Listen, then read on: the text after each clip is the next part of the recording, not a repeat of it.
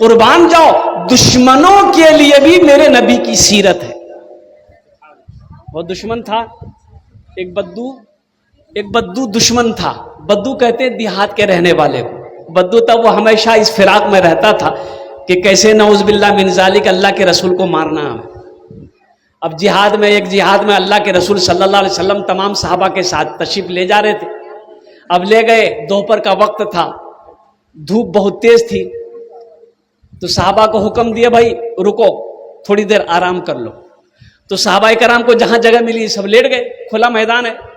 تو اللہ کے نبی جناب محمد رسول اللہ صلی اللہ علیہ وسلم نے اپنی جو تلوار ہے نا، تلوار کو نکالے اور ایک پیڑ تھا، پیڑ کے ٹہنی میں لٹکا دیے اور آرام سے لیٹ گئے. وہ دشمن فراق میں تھا ہی کہ کب یہ سوئیں گے اور پھر ہم اپنا کام کریں گے.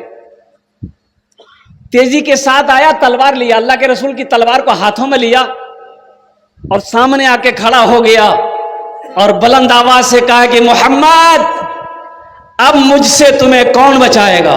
اللہ کے رسول کی چشمے نبوت کھلی، آنکھیں کھلی، ارشاد فرمایا اللہ بچائے گا.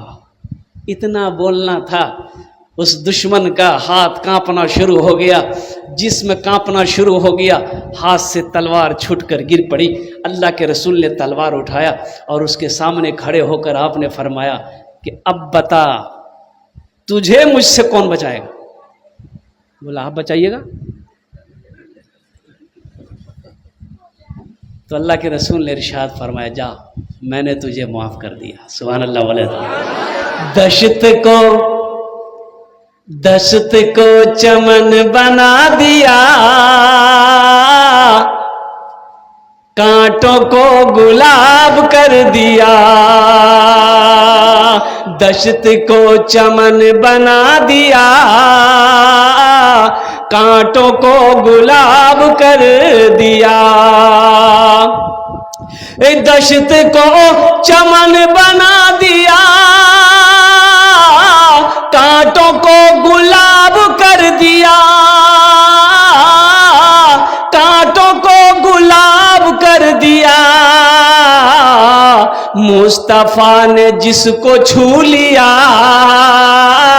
اس کو لاجواب کر دیا.